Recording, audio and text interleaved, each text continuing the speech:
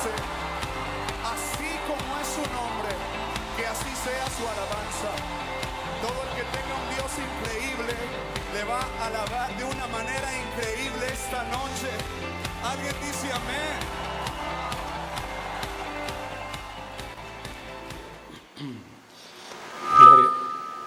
Gloria a Dios, Dios le bendiga.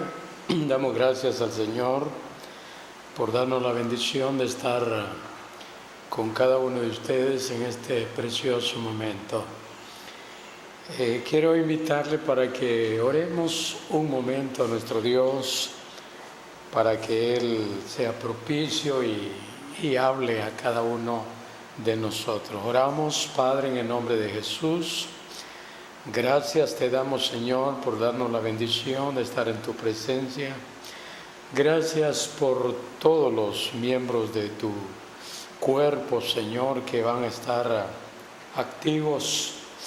Los que no logran ahorita lo van a lograr después. Gracias por ellos.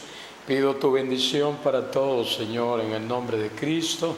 Habla, por favor, a nuestras vidas, Señor. Muchísimas gracias, Dios mío, en el nombre poderoso de Cristo Jesús. Amén.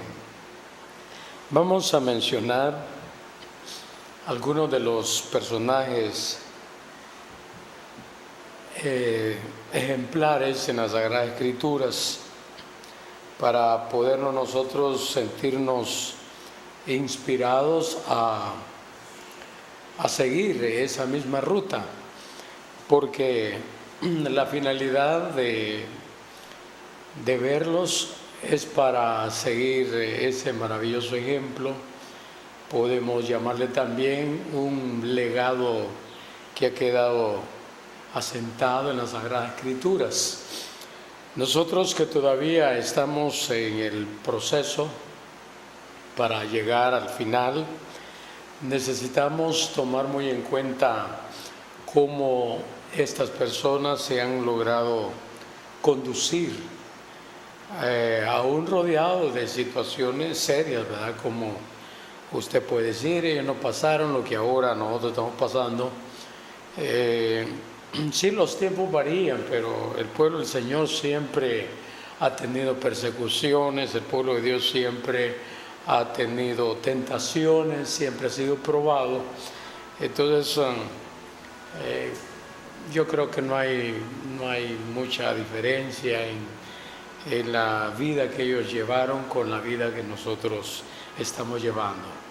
Pero que si ellos lograron lograr una posición agradable ante Dios, significa que nosotros también, porque el auxilio de ellos era el Dios de los cielos. En Él se refugiaban.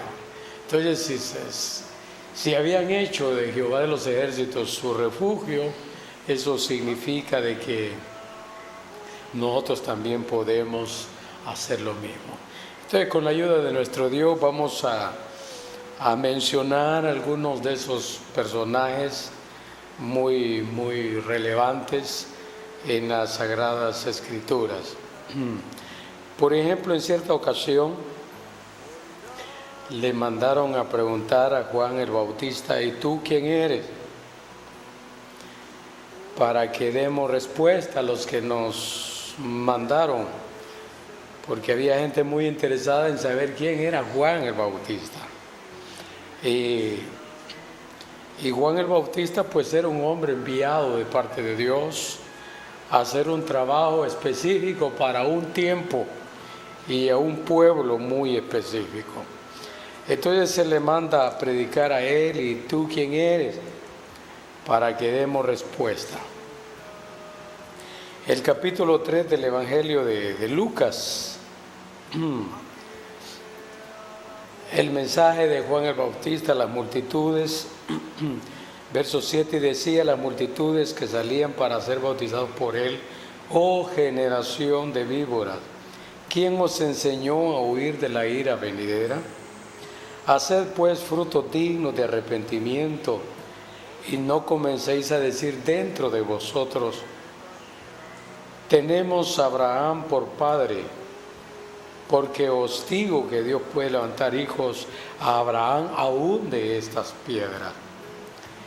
y ya también el hacha está puesta a la raíz de los árboles. Por tanto, todo árbol que no da buen fruto se corta y se echa en el fuego. Y la gente preguntaba diciendo, ¿qué haremos? Entonces, el mensaje que él les predicaba era un mensaje bien directo. Dice el verso 19: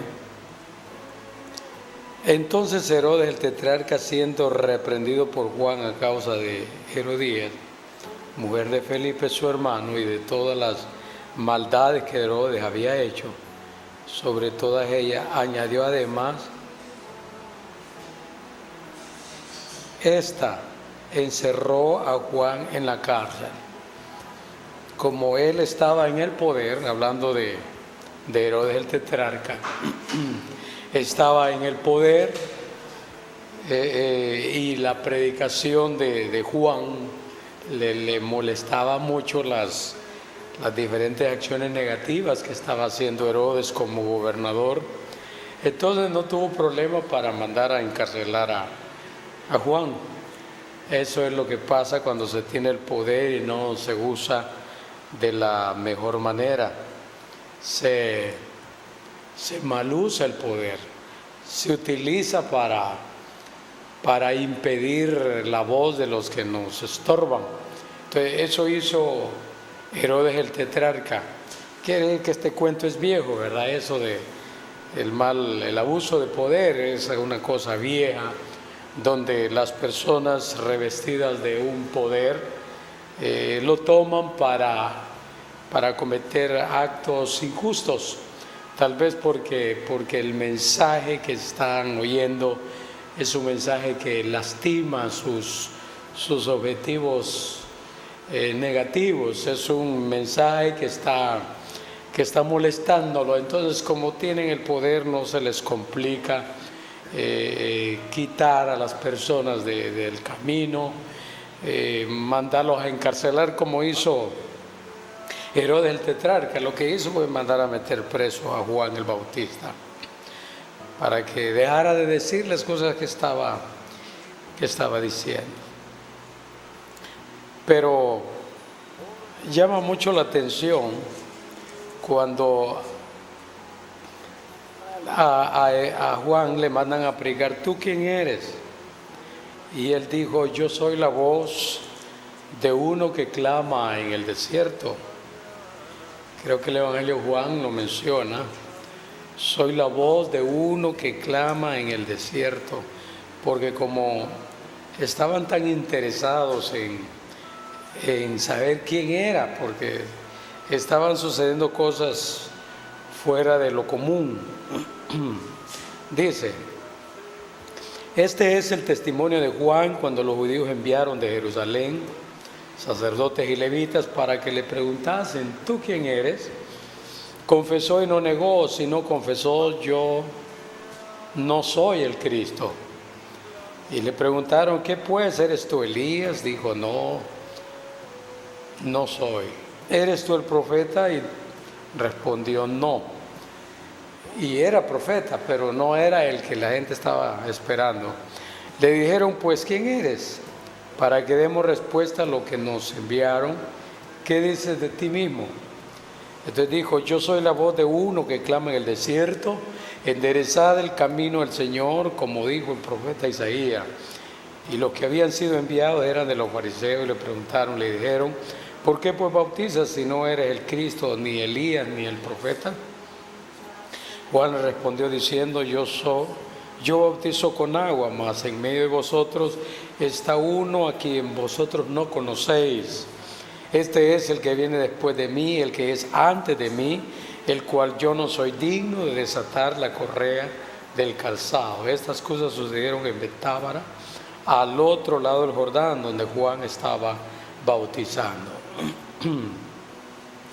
Es bien sorprendente que a pesar del respaldo que él tenía, no negó su posición.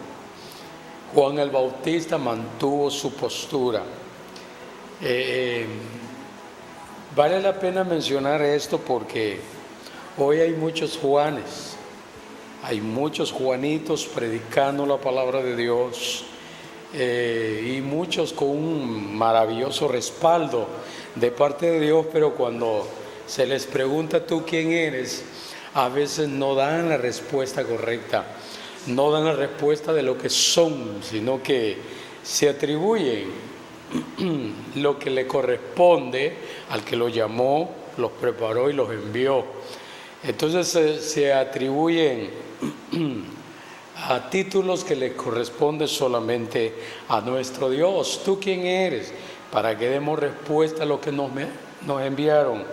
Juan dijo: yo soy la voz de uno que clama en el desierto.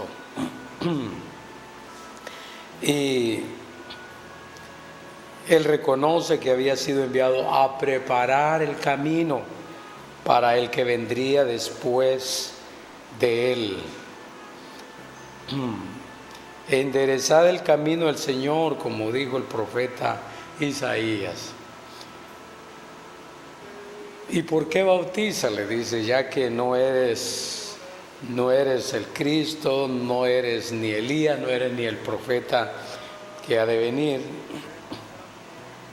Entonces él dijo: yo bautizo con agua, pero mas en medio de vosotros está uno a quien vosotros no conocéis. Mire, ahí está presentando a nuestro Señor Jesucristo, pero así velado: en medio de vosotros está uno a quien vosotros no conocéis. Ese es el que viene después de mí, el que es antes de mí. Note cómo está hablando de nuestro Señor Jesucristo. La preeminencia se la atribuye a nuestro Señor Jesucristo, del cual yo no soy digno de desatar la correa del calzado. Este testimonio, todo ministro de Dios que conserve este testimonio podemos decir, va a llegar sinceramente a donde Dios quiere que llegue. Porque algunos, por no manejar esta postura que manejó Juan, no han llegado a donde Dios ha querido llevarlos, con un respaldo tremendo. Han sido hombres de mucha fe delante de Dios, un respaldo maravilloso, pero no han podido llegar a donde el Dios de la gloria ha querido llevarlos. Pero ¿por qué? Porque no han hecho un buen uso desde el respaldo de Dios. No han logrado manejar de manera adecuada esa unción que recibieron de parte de Dios, ese poder que recibieron de parte de Dios. No le han dado el uso adecuado. Por esa razón, muchos no han podido llegar a donde Dios quiere llevarlos. Dios quiere que usted brille. Dios quiere que usted llegue lejos, hasta donde Él se lo ha propuesto. Pero se requieren varias cosas. Entre ellas, por ejemplo, no salirnos de nuestra posición, lo que somos. ¿Qué es lo que somos? Juan dijo: soy la voz de uno que clama en el desierto. Él reconoce que era la voz parecido a Aarón, ¿verdad? Aarón era la voz de Moisés. Aarón era la voz de Moisés. Era el que decía las cosas que iban a suceder. Pero Aarón no tenía que perder de vista al Moisés que lo estaba asesorando, al Moisés que lo estaba autorizando. No tenía que perder de vista detalles determinantes. Entonces lo mismo Juan está diciendo: yo soy la voz de uno que clama en el desierto. Y en medio de vosotros está, porque él manejaba bien, porque Dios le había revelado a Juan la vida de nuestro Señor Jesucristo, a quien Juan estaba presentando. Entonces, en medio de vosotros está a quien ustedes no conocen. le decía a las multitudes. Y estaban esperando al Mesías, oiga, estaban esperando al Cristo. Y estaba en medio de ellos y no lo conocían. Se manifestó y no lo reconocieron como tal. Entonces son asuntos, son cosas que realmente se deja mucho que pensar, pues. Por eso no perdamos nuestra postura. Adoptemos la postura de Juan, una postura humilde, una postura que lo lleva a reconocer lo que es delante de Dios y quién es el que merece todo tributo, toda atribución de gloria. ¿Quién es el que merece esa atribución de gloria? Yo bautizo con agua, pero el que viene después de mí, Él los va a bautizar con Espíritu Santo y fuego. Y dice, y yo no soy digno ni siquiera desatar sus sandalias. Esa posición, esa actitud de Juan el Bautista son las actitudes que todo ministro tenemos que tomar, porque son personalidades ejemplares. Entonces tenemos que tomar el ejemplo de Juan el Bautista. Por ejemplo, una actitud humilde. Le llegaron a preguntar, ¿tú quién eres? La gente estaba interesada en saber quién es este hombre, porque multitudes se le acercaban. Entonces las sectas estaban muy celosas. La secta de los fariseos, la secta de los escribas, herodianos, estaban muy celosos porque el miedo que tenían era quedarse sin gente. Entonces se le mandan ahí estratégicamente a preguntar a Juan quién era él. Y sale que no es el Cristo, sale que no es Elías, sale que no es el profeta que ellos estaban esperando, peor todavía para ellos.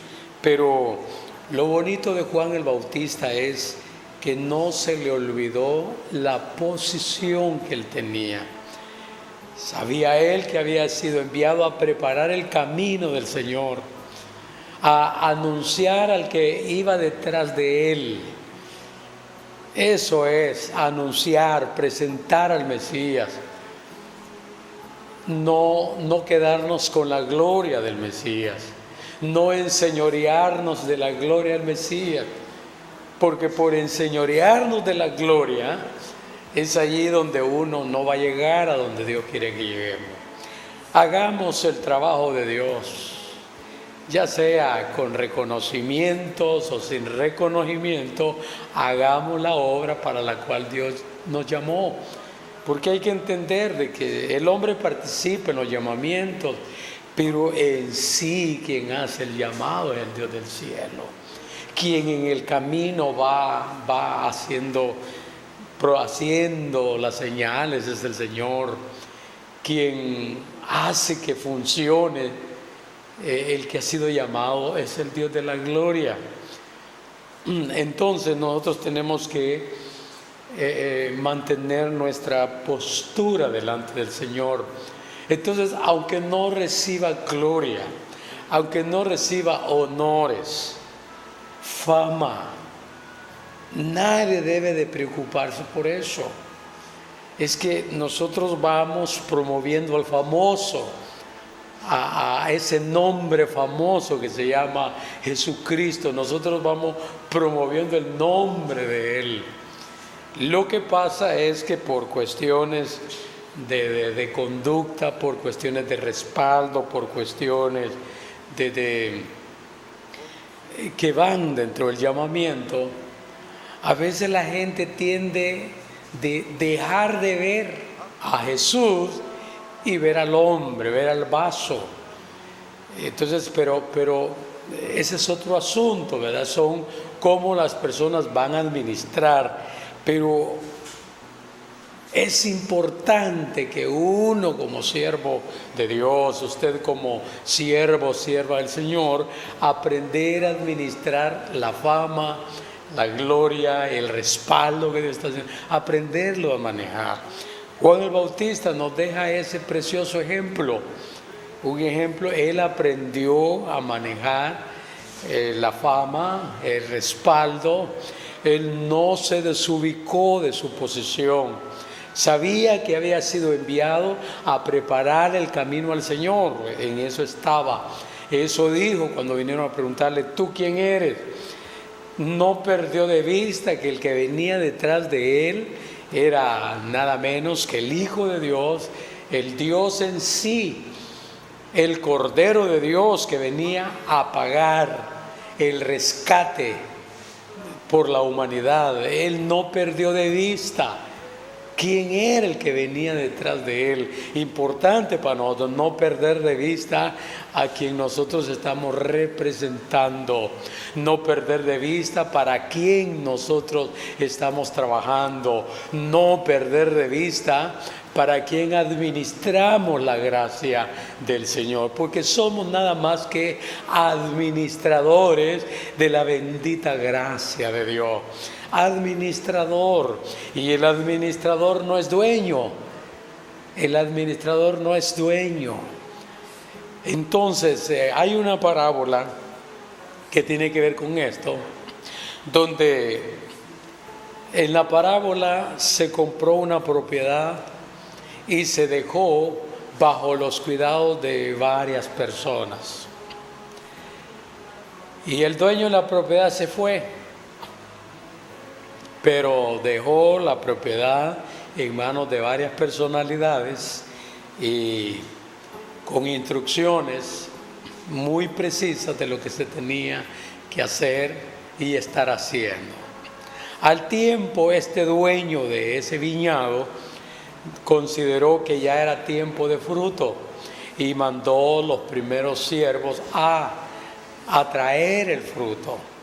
Entonces, ¿qué sucede? Que los administradores de esa viña se habían enseñoreado de ella, se habían adueñado, de tal manera que cuando llegaron los enviados del dueño de esa viña, los maltrataron, de tal manera que no mandaron fruto, no mandaron cuentas. El reporte de cuentas no lo mandaron porque no podían hacerlo, porque se habían enseñoreado, se habían hecho ellos los dueños de esa viña. Todo porque el Señor se había ido, posiblemente se había tardado, pero las reacciones, que son reacciones no gratas. Bueno, entonces al tiempo el dueño de la viña dijo, voy a mandar a mi hijo, tal vez a mi hijo lo respeten porque van a decir, es el hijo. Mandó al hijo y dijeron, este es el heredero, vengan, matémosle. Exactamente hicieron eso con el heredero, con el hijo del dueño de la viña.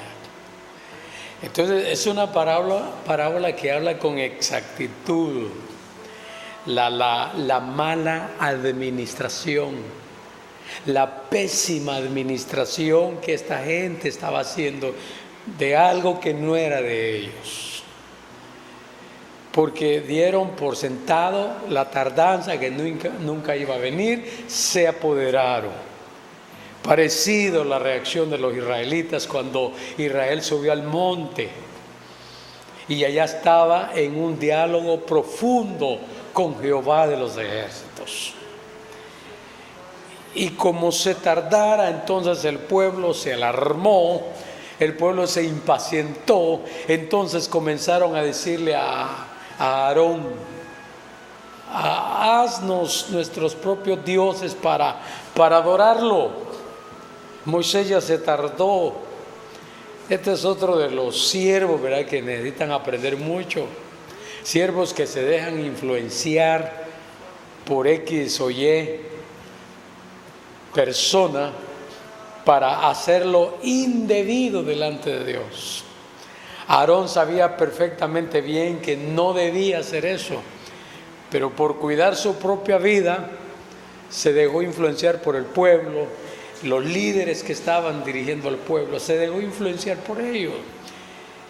Y hizo lo que no debió haber hecho, hacerles esos dioses. Y decirle, bueno, aquí están los dioses a quienes ustedes quieren adorar. La vida cristiana requiere de sacrificio. Es una vida que requiere de gente decidida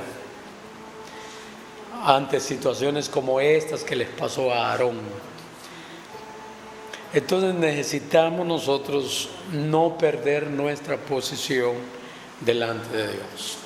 Bueno, les dejo ya con la primera descripción del primer personaje, Juan el Bautista, un hombre humilde, un hombre que reconoció que solamente había sido enviado a preparar el camino del Señor.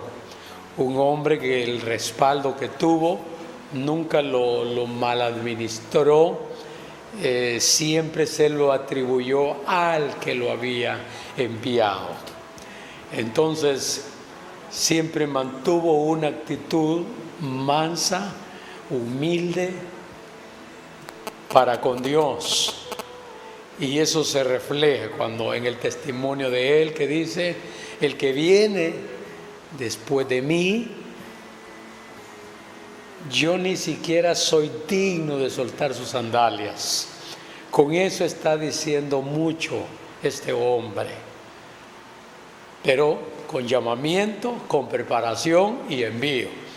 Igual que nosotros los siervos del Señor, llamados por Dios, preparados por Él y al mismo tiempo enviados. Hasta ahí todo muy bien. El problema donde se está fallando es ya cuando ese nombre del ministro comienza a circular, cuando ese nombre comienza a recobrar fama, allí es donde fácilmente desubicarnos, fácilmente hacer lo que hicieron los viñadores, que maltrataron a los enviados y mataron al hijo, al heredero, porque no querían ellos dar cuenta de su trabajo que estaban haciendo. Pero para ello Dios es bien específico en sus llamamientos, en sus envíos. Vamos a escuchar una alabanza y luego retornamos para por lo menos describir otro personaje más. Pero algo tenemos que aprender de Juan el Bautista. Muy bien, una alabanza para edificación de todos.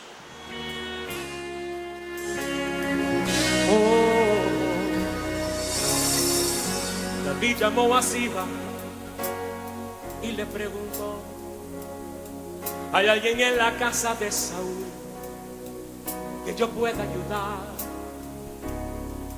Recordándome del pacto que sí con mi amigo Jonatán, quiero hacer misericordia honrando su amistad. Y Siba le respondió: existe uno, mi Señor, que habita en Lodebar, tierra de tristeza y dolor, donde reina la maldad y la miseria es realidad. Es una tierra sin sueños, Señor, lugar de favor. David pregunta a Siba: háblame más de este hombre, por favor, ya díganme su nombre.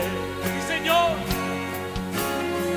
se llama Mefiboset, mas él no puede andar. Está inválido, Señor, no se puede ni arrastrar. Manda a llamar a ese hombre, que con él yo quiero hablar. Dile a Mefiboset que el rey lo mandó a llamar, y mirándole a los ojos le dijo estas palabras: lo que era tuyo te devolveré, voy a restituir lo que la vida te robó. el último en la casa de Saúl, ya no será más aquel a quien nadie le daba dolor. Vas a vivir en la casa del rey, vas a comer de la mesa del rey, vas a vestir de las ropas del rey, vas a sentarte al lado del rey. La miseria nunca más conocerás, una diosa lo devará. Tu vida nunca más será igual, el rey te mandó a llamar. Oh, escucha, hermano, hermana. Escucha lo que el rey quiere decirte en esta noche. Estas palabras son para ti. Escúchame. Lo que era tuyo te devolveré. Voy a restituir lo que la vida te robó. El último en la casa de Saúl ya no será más aquel a quien nadie le daba dolor. Vas a vivir en la casa del rey, vas a comer de la mesa del rey, vas a vestir de las ropas del rey, vas a sentarte al lado del rey. La miseria nunca más conocerás, una diosa lo devará. Tu vida nunca más será igual, el rey te mandó a llamar. Escucha bien lo que estoy diciendo en esta noche. El rey te mandó a llamar. Todo lo que el enemigo te robó hoy, el rey te lo devuelve al 100 por 1. Aleluya. El rey te mandó a llamar.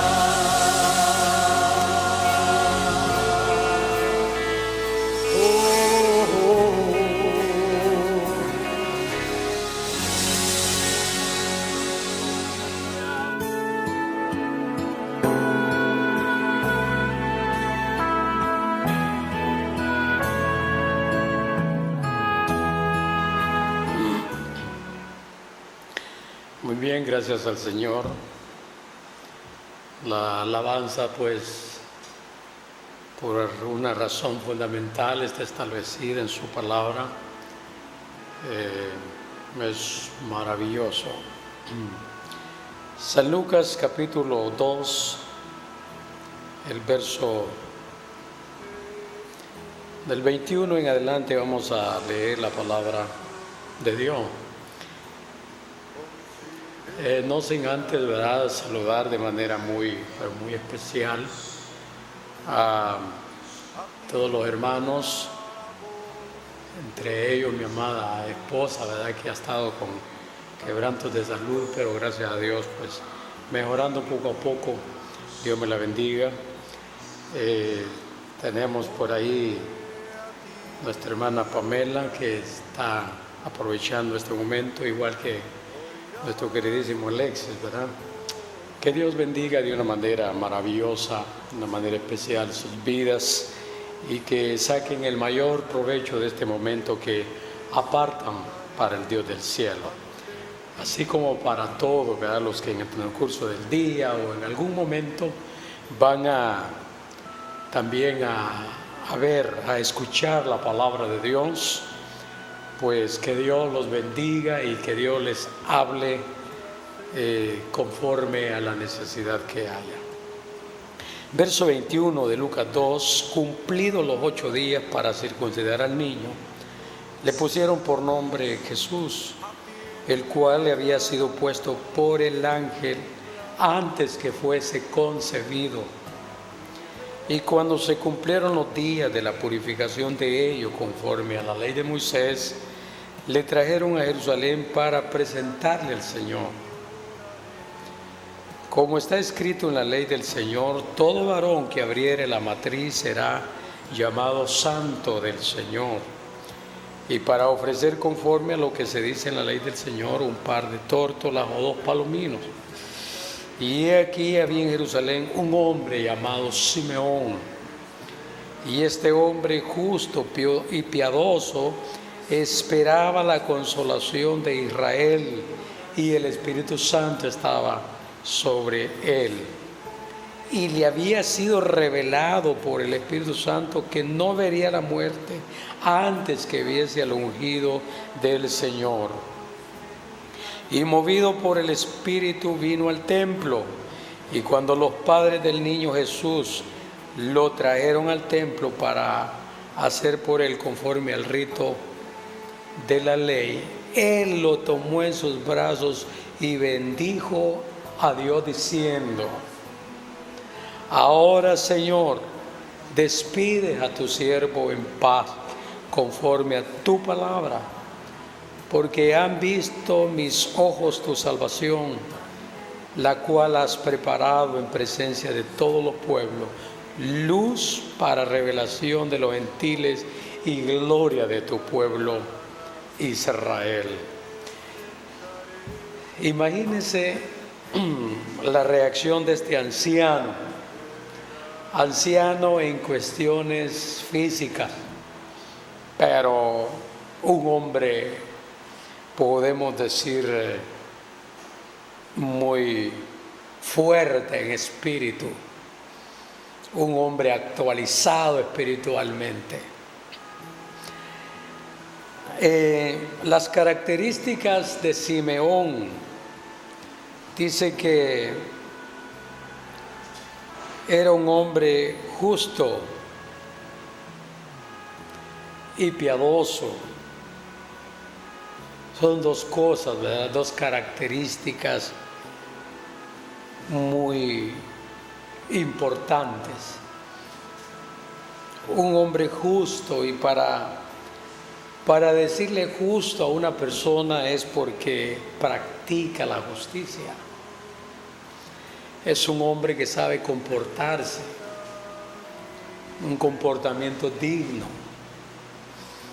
Entonces, mientras no miremos la acción, no podemos decir que el tal es justo. Entonces, para poder decir que Simeón era un hombre justo, era porque se le había visto su proceder, su conducta, su actuación. Y entonces, partiendo de ahí, se podía decir que él era justo. Porque hay cosas que solo se determinan mediante la acción, mediante la práctica. Igual la piedad. Alguien por fuera se puede ver con ahí que es piadoso, ¿verdad? Que es justo. Pero a veces caras vemos. Pero cuando vemos la acción, vemos aquellas grandes diferencias, aquellas grandes contradicciones. Igual el profeta Samuel, cuando iba a ungir a uno de los hijos de Elí, se fue por la apariencia. Se equivocó todo, varias veces se equivocó porque por la apariencia él quería hacer la voluntad del Señor y no era así.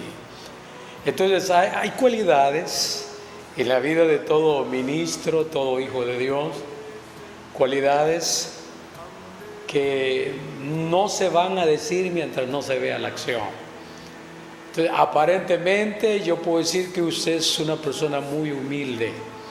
Aparentemente yo puedo decir que usted es una persona piadosa. Aparentemente yo puedo decir que usted es una persona, porque en su cara se le ve que ama, lleno de amor. Aparentemente yo puedo decir eso, pero me puedo estar equivocando. Si no conozco acciones, si no conozco conductas, entonces es fácil que me equivoque. Pero si yo lo veo a usted en actuación, actuando justamente, de manera piadosa, entonces lo que se ve es realmente lo que se vive. Porque a veces la apariencia A uno es fácil equivocar, confundir. Por eso este es otro personaje que vale la pena que lo tomemos. Es un anciano, un hombre, si había llegado a esa edad, ¿qué podemos decir de Simeón? Que era constante en los caminos de Dios, constante en el llamamiento que había recibido de parte de Dios, constante en una conexión con el Dios de la gloria. Sí, que era un anciano, un hombre a quien Dios le dijo: no vas a morir mientras no veas al Salvador. Esa palabra se la dieron a él. Esperaba la consolación de Israel. Claro, ¿cómo no lo esperar si Dios ya le había hablado? Y le había sido revelado por el Espíritu Santo que no vería la muerte antes que viese al ungido del Señor. Entonces el hombre estaba seguro, estaba todo anciano, pero con una convicción más joven que el joven. Tal vez no hablemos de edades, porque no se trata de eso.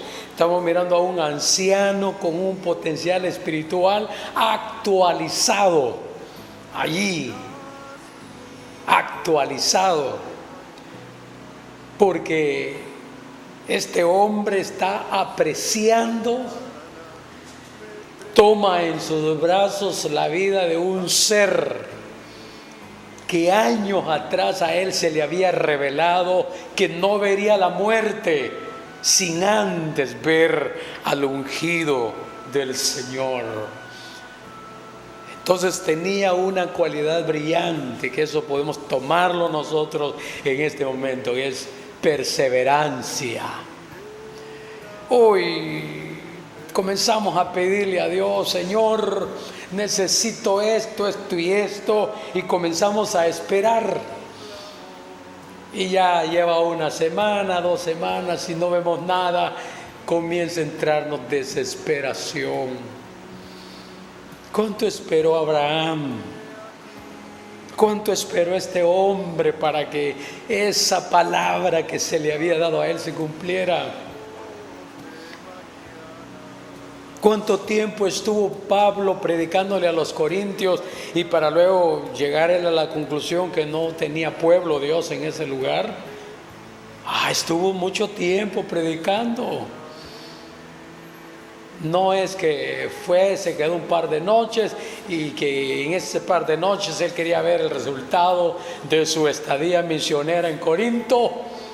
No, él estuvo predicando mucho tiempo, pero como no viera los resultados que él estaba acostumbrado a ver, dijo: pues me equivoqué, aquí no hay pueblo de Dios.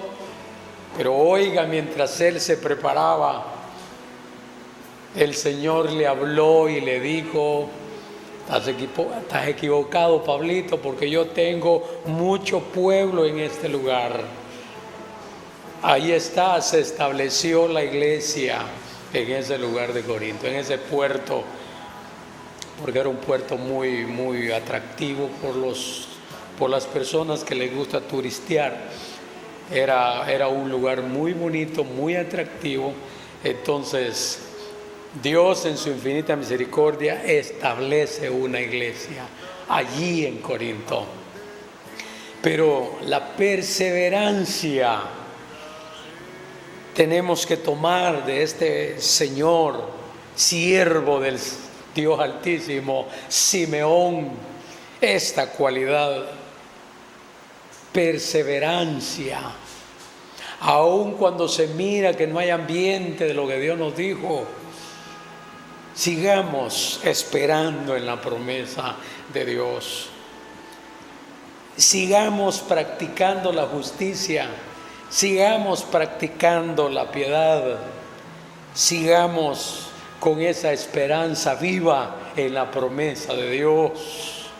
No desmayemos, Al contrario, mantengámonos activos delante de nuestro Dios, mantengámonos activos para la gloria de Dios.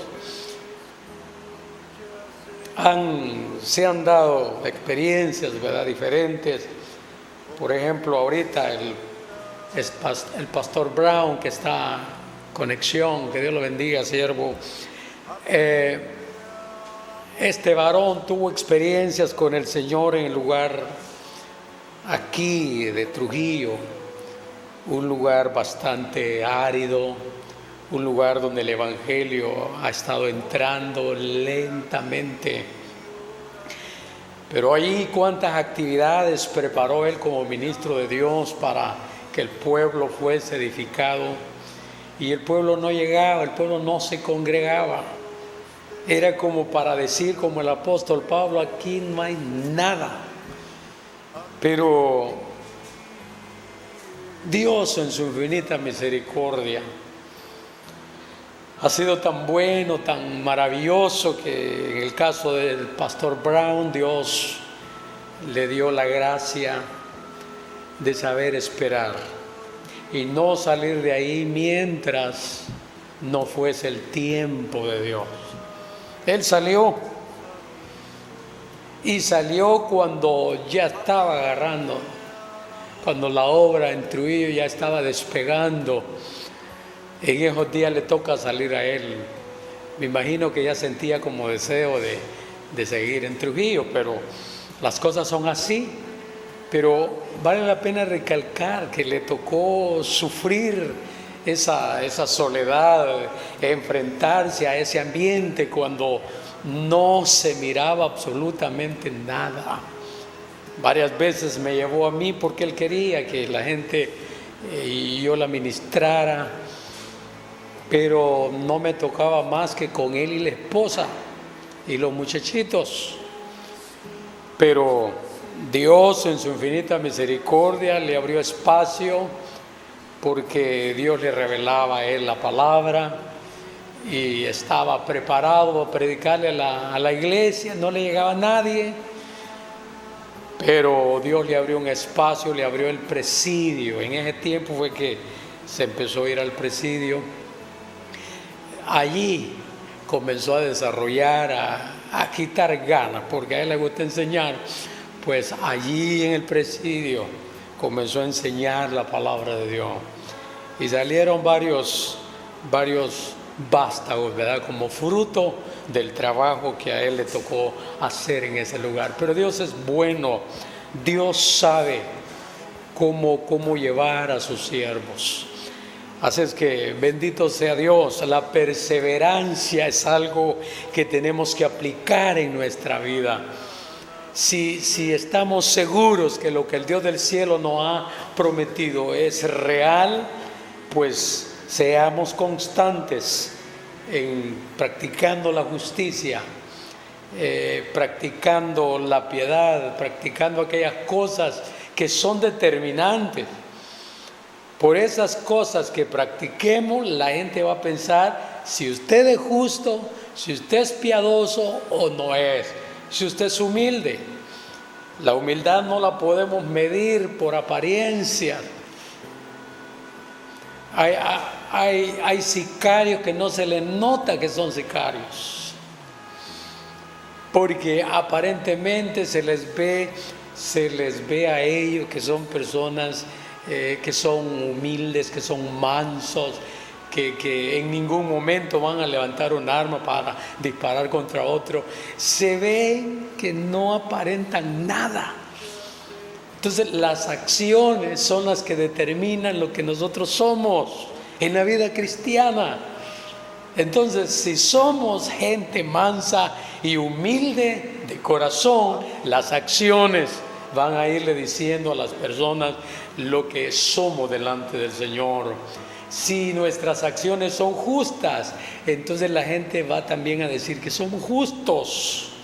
Las acciones son determinantes para que la persona nos evalúe y diga realmente el tipo de cristiano que somos, el tipo de siervos que somos.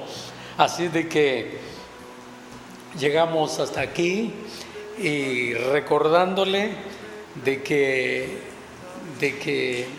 hay que tomar en cuenta las conductas de estos hombres y mujeres que sobresalieron en las Sagradas Escrituras.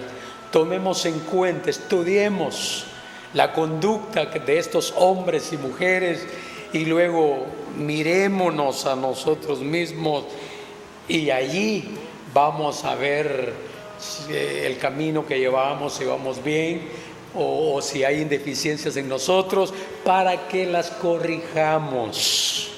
Dios me lo bendiga mucho.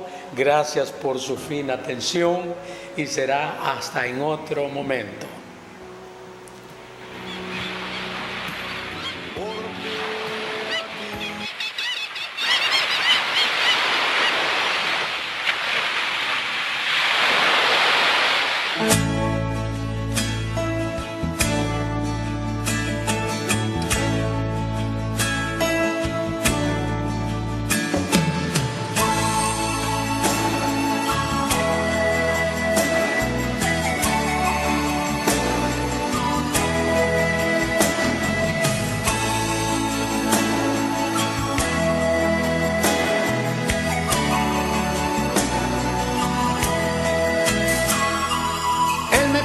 Que les hable de la realidad. Está viendo que su pueblo se va por caminos que no traen más que problemas y hacen que su corazón se llene de pena. Él dejó sus mandamientos para cumplir el predico del amor antes de morir. Él entregó su vida por nuestras culpas. Ya es hora que digamos, Señor, disculpa. Sinceridad. Dios está pidiendo a su pueblo que tenga sinceridad. Eso es lo que hace la diferencia entre el bien y el mal. Y está esperando que se arrepientan de sus maldades. Sinceridad. Palabra pequeña que tiene gran peso en la eternidad. Si no la vivimos de nada nos sirve orar y orar. Sinceridad, sinceridad. Oh, no, no.